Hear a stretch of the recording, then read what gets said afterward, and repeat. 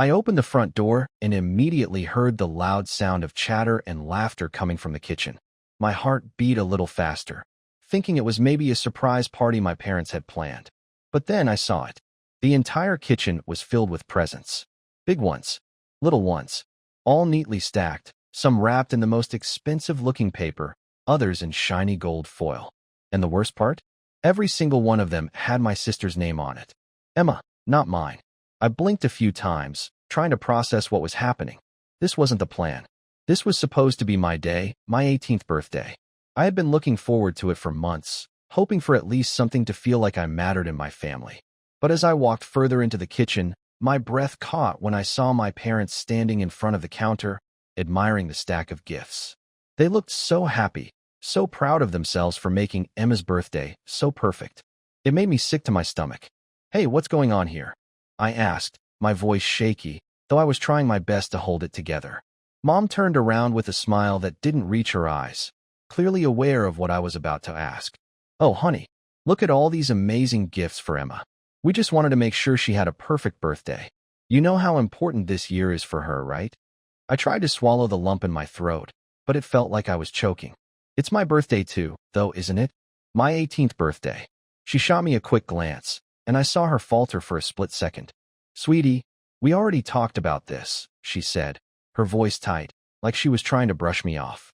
"Emma's graduation is coming up, and we need to help her with that. We couldn't just not make her birthday special." I felt my hands start to shake. "But my birthday is important too," I said, trying not to let the tears well up in my eyes. "I'm 18 today, Mom. This is a huge deal for me. It's supposed to be a milestone."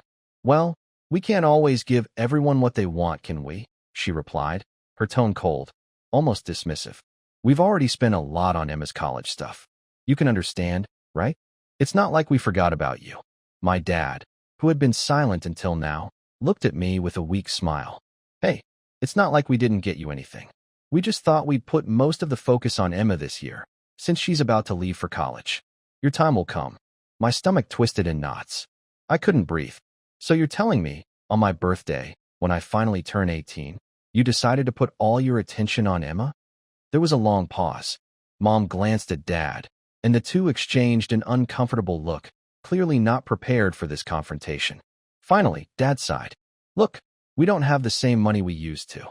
Things are tight, and Emma really needs the support right now. She's going through a lot, you know?" I took a step back, trying to stop the wave of anger that was building up inside of me. And what about me? What about my needs? What about this day that was supposed to matter to me? Mom's eyes softened for a moment, but her voice didn't change. "You're going to be fine. You've always been fine. You don't need all these extra things. You're not the one who's going off to college, getting a scholarship. We're doing what we can for Emma right now." The words felt like a slap to the face. My hands balled into fists at my sides. "So, I don't matter. I don't get a say in my own life. You'd rather spend everything on her, and I'm just supposed to sit here and be okay with that? Enough, okay?" Mom raised her voice, clearly frustrated. "Don't make this about you. You're being selfish." I froze, the hurt of her words slicing through me like a knife. She didn't see it. She didn't see what it was doing to me. My whole life had been like this, living in the shadow of Emma and Lily, always second, always overlooked. But this was supposed to be my time, my moment to be seen. And now, it was just like all the other years. No one cared. Before I could say another word, my phone buzzed in my pocket. I pulled it out, and for a brief moment, I forgot everything else when I saw the message. Asterisk, "Happy birthday. I'm so sorry you're dealing with all this. Let me know if you need someone to talk to. I'm here for you. Nate." Asterisk. I stared at the message, and for the first time that day, I felt a small flicker of hope. Maybe not all was lost. Maybe there was someone who cared, someone who could see me for who I was and not just as a shadow of my sister's. But just as quickly as that hope flickered, the doorbell rang, and Emma walked into the room, a huge grin on her face, followed by a small group of her friends. My chest tightened again. She didn't even acknowledge me. It wasn't just that she didn't care. It was like I wasn't even there. Like I was invisible. "Happy birthday, Emma," her friends all cheered, gathering around the pile of gifts. The air felt thick with the weight of their attention on her, and not me. And in that moment, I realized something. This wasn't just about the gifts or the party. This was about being invisible in my own life. Forgotten, second place, always pushed aside for someone else. I was done playing that role. I wasn't going to let them treat me like this anymore. But I didn't know yet how I was going to fight back, or even if I could. All I knew was that today, on my 18th birthday, everything had to change. I spent the rest of the day in a haze, a numbness spreading through my chest like cold, unyielding metal. Every time I looked at my phone, I saw the messages from friends who were wishing me a happy birthday, but it all felt distant, fake. How could I possibly feel happy about this day when I was being completely ignored by the people who should care the most? I knew my parents had their reasons for giving Emma all the attention, but something about it made me feel like I was nothing more than a background character in my own life. The thoughts kept circling in my mind as I sat in my room, staring at the walls, feeling completely trapped by my own family's neglect. I kept hearing their voices from downstairs, the laughter, the excitement around Emma's birthday celebration. They were planning her future, talking about all the scholarships and opportunities she had lined up for herself, all the while completely overlooking the fact that I was standing right there, that I was right in front of them, ignored like I didn't even exist. It wasn't just the gifts. It wasn't just the party or the fact that I had been completely sidelined on my own birthday. It was the way my parents talked about me when they thought I wasn't listening. I overheard them just a few hours later, in the kitchen, talking as if I was some sort of afterthought. "She'll be fine," my mom said, her voice low and almost detached. "She's always been fine. She doesn't need the attention like Emma does." And there it was. The truth, laid bare. To my mom, to my dad, I was just fine. The quiet, independent one. The one who could take care of herself. They didn't need to worry about me. But what they didn't realize, what they couldn't see, was that I was suffocating under their indifference. I had spent years being the one who didn't ask for anything, the one who kept my head down, who let Emma and Lily have the spotlight. But in the process, I lost myself. I let myself be forgotten, and the worst part was that I had allowed it to happen. This wasn't just about a birthday. This was about every single time I had been cast aside, pushed aside, as if my presence didn't matter. I could feel the anger bubbling inside me, a heat that grew fiercer by the minute. I grabbed my phone and sent a message to Nate, the one person who had actually acknowledged my existence that day. I didn't know why I reached out to him, of all people, but I needed someone who wasn't caught up in the chaos of my family. He'd always been there when I needed him, even if it was just with a simple text, checking in. Maybe he was the only person who would understand. Asterisk, I don't know what to do, Nate. It's like no one cares. It's my 18th birthday, and I'm just invisible. Everyone's acting like I don't even exist. And I'm so mad. So mad I don't know what to do with myself. Asterisk. I hit send, and immediately regretted it. Was I really about to lay all of this on him? He probably had his own problems to deal with. But then, just as quickly as the doubt crept in, I received a response. Asterisk, hey, it's okay. Don't let them get to you. You don't deserve to feel like this. I'm coming over. We'll talk. Asterisk. A small relief washed over me. Maybe, just maybe, there was someone who would listen. Someone who wasn't wrapped up in their own life to the point of not noticing how hurt I was. I grabbed my jacket and started to head out of my room, but as soon as I opened the door, I froze. There was my mom, standing in the hallway, her face stern. "Where do you think you're going?" she asked, her arms crossed over her chest. I felt my heart race, and the words came out before I could stop them. "I'm going to see Nate." "Why?" "It's your birthday. We're having dinner as a family, and I expect you to be there." I wanted to scream at her, to tell her how I felt, to tell her everything that had been building up inside me for years. But instead, I stood there, my lips trembling. "I can't. I need some time to think." "You're being dramatic," she shot back, her tone cold. "You can't just run away from your family whenever things get tough. We're doing this for Emma, not because we don't love you. You need to understand that." My hands clenched into fists, but I held my ground. "No, you need to understand that I'm not just fine. I'm not some background character who's supposed to sit quietly and watch everyone else get everything they want while I get nothing." Her eyes narrowed, the disappointment on her face clear. "You're being selfish, do you know that? Selfish and ungrateful. Maybe you need to grow up and stop feeling sorry for yourself." And just like that, the anger I'd been holding back surged forward. Maybe I need to stop pretending everything's fine. Maybe I need to stop pretending I'm happy when I'm not. I've spent my whole life being fine for everyone else, and you know what? I'm done. I'm done being the invisible one in this family. My mom opened her mouth to say something, but I was already turning away, heading toward the door.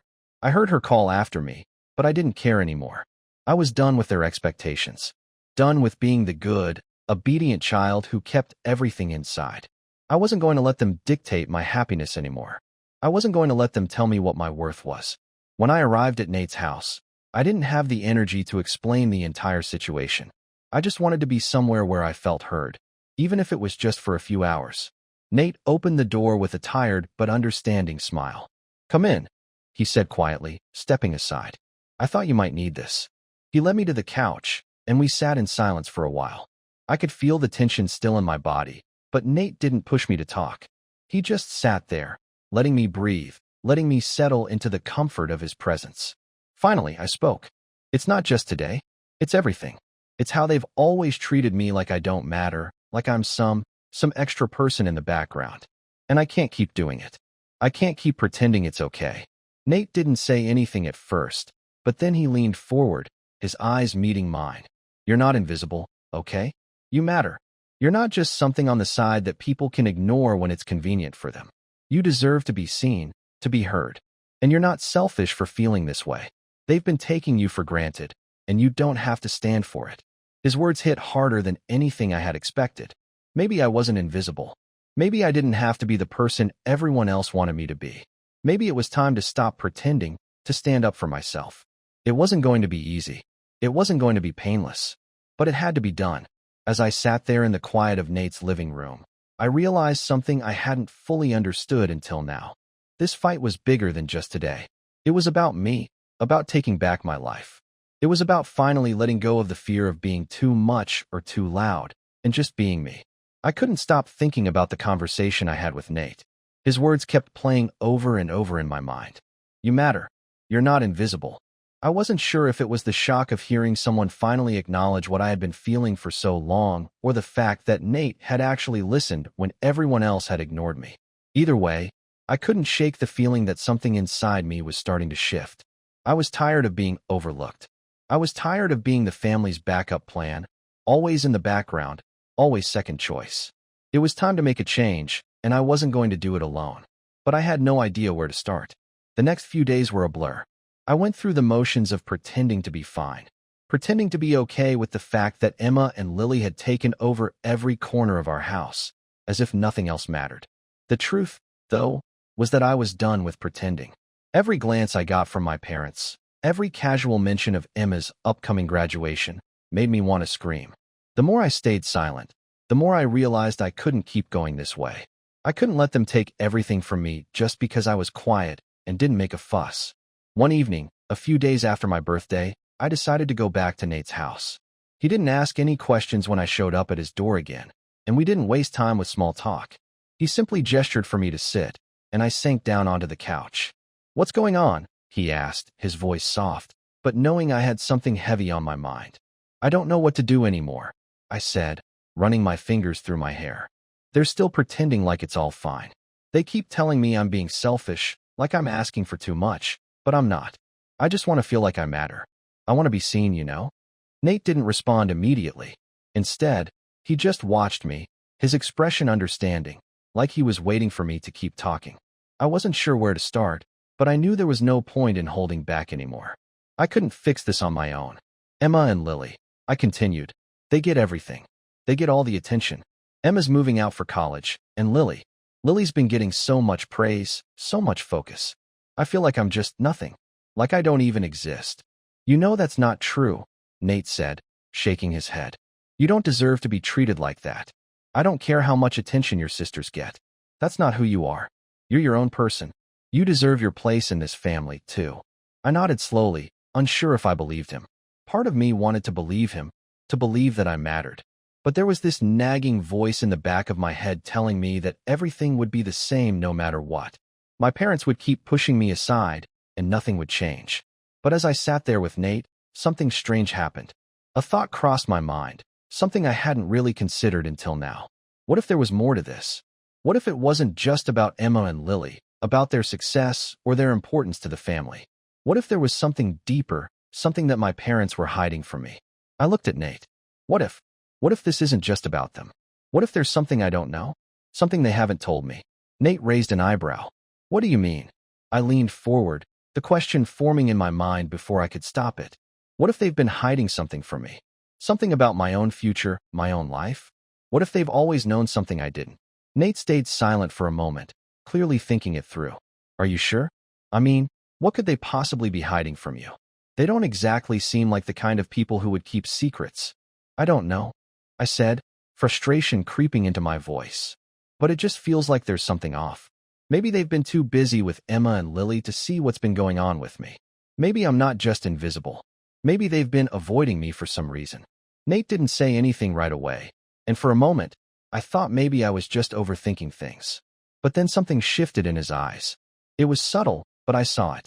Wait a minute, he said, his voice quieter than before. You think they're hiding something? I don't know. I replied, my voice trembling a little. But what if they are? What if they've been keeping secrets from me my whole life? Nate seemed to hesitate, his hand moving to his chin as he thought carefully. Then he spoke, his words slow and deliberate. I mean, you've always been the one who stayed in the background, right? The one who doesn't ask too many questions, doesn't make a fuss. Maybe they've just kept you there, kept you out of whatever's going on. But if you're right, if there is something they haven't told you, something important, I felt a chill run down my spine. Was this possible? Was there really something my parents hadn't told me all these years? Something they had been deliberately hiding?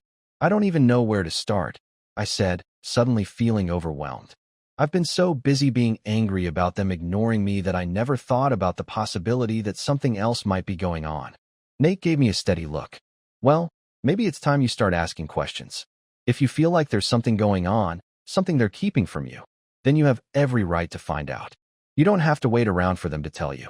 You can take control of this. You can find the truth, even if it's uncomfortable. I looked at Nate, and for the first time in a long while, I felt like I wasn't alone. Maybe he was right. Maybe I did need to start asking questions, digging deeper into what my parents had been hiding from me. If they were keeping secrets, I had to know. I couldn't let my whole life be shaped by things they hadn't told me. I wasn't going to sit around anymore, waiting for them to finally see me. Thanks, I said, my voice quiet but determined. I think I know what I have to do now. Nate nodded, his smile small but genuine. You're welcome. But remember, whatever happens, you don't have to do it alone. I'm here for you. I left Nate's house later that evening with a new sense of purpose. For the first time in a long time, I didn't feel like I was fighting an uphill battle alone. The road ahead wasn't going to be easy. There were too many unanswered questions, too many things I didn't know. But one thing was clear, I wasn't going to keep pretending anymore. I was going to uncover whatever secrets my parents had been hiding, and I wasn't going to stop until I had the answers I needed. The next few days were a blur of quiet investigation. I didn't know where to start. I didn't even know what I was really looking for. But I couldn't just let it go. There was something buried beneath the surface of my family's facade, something that I needed to uncover. I spent most of my time at home, pretending everything was normal, watching my parents go about their routines as though nothing had changed. But behind that facade, I was watching them too. I was listening more closely than I ever had before, trying to pick up on anything that might give me a clue. I spent hours going through old family documents, looking for something, anything, that could explain why I had been treated so differently from my sisters. It wasn't until I found an old, dusty box in the attic that I started to piece things together. It was a box filled with letters and papers that I had never seen before. At first glance, it looked like just old junk, cards from their friends, receipts from vacations, things that seemed unimportant. But as I sifted through it, one particular letter caught my eye. It was from a lawyer. A lawyer? Why would my parents have a letter from a lawyer hidden away in the attic? It was dated years ago, long before Emma or Lily were born. I sat down on the floor, heart pounding, as I read through the letter. It was brief, but the words were chilling. The letter mentioned a trust fund, something set aside for me. But there was no mention of why my parents had never told me about it. It seemed like I was supposed to be the beneficiary of something. There was a sum of money, a large sum, but I didn't understand why it had never been brought up. Why wasn't I told about this? I sat there for a long time, trying to process what I had just read. This was the break I had been looking for. There was something more to the story than I had ever known, something my parents had clearly been hiding from me for years. I didn't know what to do with the information, but I knew one thing. I needed answers, and I wasn't going to stop until I got them. I couldn't let it sit any longer. I called Nate, the only person I felt like I could trust. He picked up almost immediately, like he was waiting for my call. "Hey, what's going on?" His voice was steady, comforting, like he knew I was about to drop a bombshell. "I found something," I said, my voice shaky with the weight of what I had just uncovered. "A letter. From a lawyer. There's a trust fund, Nate. A trust fund that's supposed to be mine. But no one ever told me about it. I don't understand why." Nate was silent for a moment, and then he said, "That doesn't make any sense. Why would your parents hide something like that from you? If they've been telling you you're fine, why wouldn't they just tell you about this?" "I don't know. I've been trying to figure that out. But it doesn't add up. Why would they keep something like that from me? What's the point?"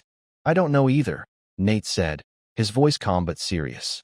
"But I think you need to talk to them. You need to confront them about it. They owe you an explanation." I felt a pang of anxiety at the thought of confronting my parents. What if they denied everything? What if they tried to cover it up? But Nate was right. I couldn't just sit on this information anymore. I had to know what was going on. The next day, I gathered every bit of courage I could muster and walked into the living room, where my parents were sitting together, talking about their plans for Emma's graduation. They didn't even look up when I walked in, too absorbed in their conversation.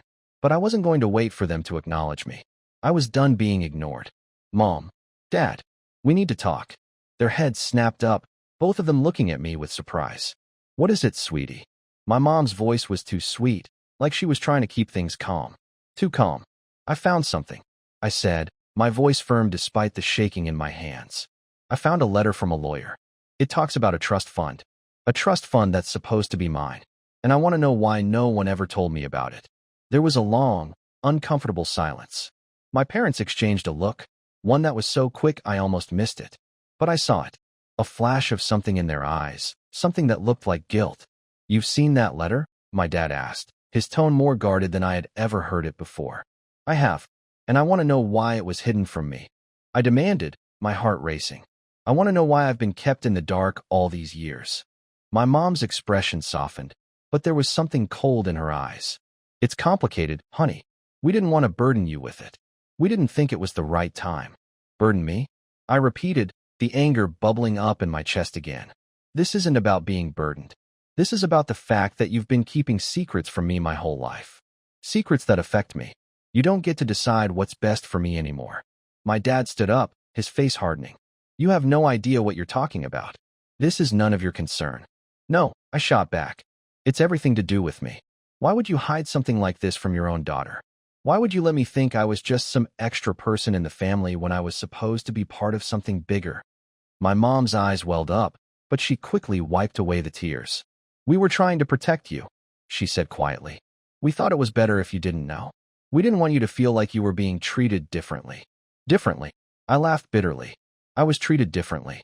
My whole life has been about being the invisible one, the one who doesn't ask for anything, the one who doesn't make a scene. How was that protecting me? The silence stretched between us, thick and suffocating. My parents didn't answer. They couldn't, because deep down, they knew I was right. They had been hiding something from me, and now there was no going back. The air in the room felt thick with tension, suffocating every word we tried to say. My parents sat across from me, looking lost in their own thoughts, clearly struggling to find the words to explain themselves. But I wasn't going to let them off the hook. Not this time. I had spent my entire life being told I didn't matter, being ignored or overlooked. I wasn't going to let this moment pass without answers.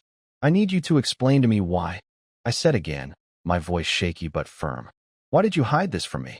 Why did you pretend like I was invisible?" My mom looked down, her hands folded tightly in her lap. I could see the guilt written all over her face. It was like she knew that no matter what excuse she gave, it wouldn't be enough. But my dad, he seemed almost defensive, like he was trying to protect himself from something. "It wasn't like that," he finally said, though the words didn't sound convincing. "We didn't want you to feel pressured. You were always independent. You always did things on your own. We didn't want to make you feel like you were obligated to live up to some expectation. But I never got the chance to choose." I fired back, my frustration bubbling over. "You decided for me. You decided that I didn't need to know about the trust, about the money, about anything. You treated me like I was nothing." "Sweetie, that's not true," My mom said quietly, her voice filled with regret. We just didn't want to make things complicated. We didn't want to cause any problems with your sisters. They needed the focus. Emma and Lily always needed the focus, didn't they? I shot back. What about me? When was it ever my turn to matter? Why was I always just a side note? A footnote in the family's story. My dad stood up, pacing back and forth. You're making this harder than it has to be. We did what we thought was best. We thought you were doing fine. You were always so quiet, so self-sufficient. We didn't think you needed anything more. You didn't think, I said bitterly. You didn't even ask. You didn't even try. You were so busy worrying about Emma's graduation, about Lily's every move, that you couldn't see me. You couldn't see me for who I am. We didn't mean to hurt you, my mom whispered, her voice shaking now. We thought you'd figure it out on your own. We didn't think we needed to explain everything.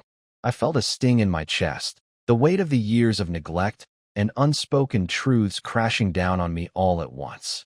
They didn't mean to hurt me? Maybe not, but that didn't make the hurt go away. You don't understand, I said, my voice breaking slightly. I've spent my whole life waiting for a moment like this. Waiting for you to see me. Waiting for you to care. And all I've gotten is silence. There was a long pause. My mom wiped her eyes, her hand trembling. I'm sorry, honey, she said quietly, the words almost too soft to hear.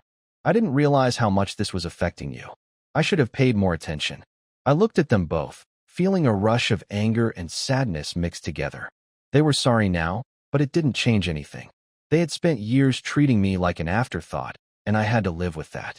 It wasn't just the money. It wasn't just about the trust fund. It was about the years of emotional neglect, the years of being told I wasn't important enough to deserve attention. I need time, I said, my voice steady now, but filled with an emotion I couldn't fully put into words.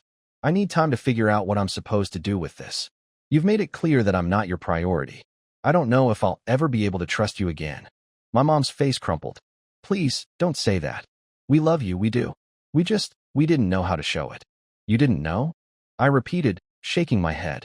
That's the problem, Mom. You didn't even try. And now, you expect me to just accept all of this? Accept the fact that you've been hiding things from me, that I've been nothing but a footnote in my own family's story? My dad stopped pacing, standing still for a moment, staring at me. I could see the regret in his eyes, but it didn't change the past. I know we messed up, he said, his voice rough. But I don't know how to fix it. I don't know how to undo the damage. You can't fix it, I said quietly, looking at both of them. But you can start by being honest with me.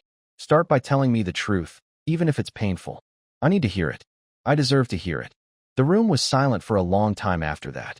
My parents didn't know what to say. They didn't know how to fix the years of mistakes they had made.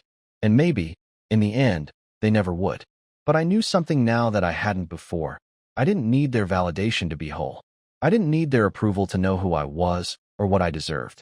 I had spent too long trying to please them, trying to fit into their version of the perfect daughter. But now, I was starting to see that it wasn't about them. It wasn't about trying to earn their love or their attention. It was about finding my own path, about seeing my own worth, even if they couldn't see it. I'm not going to forget this, I said finally, my voice quiet but resolute. But I'm going to move forward. I'm going to figure out who I am, even if you don't see it. I'll find a way to make my own place in this world. And I won't wait for you to finally decide I'm worth it.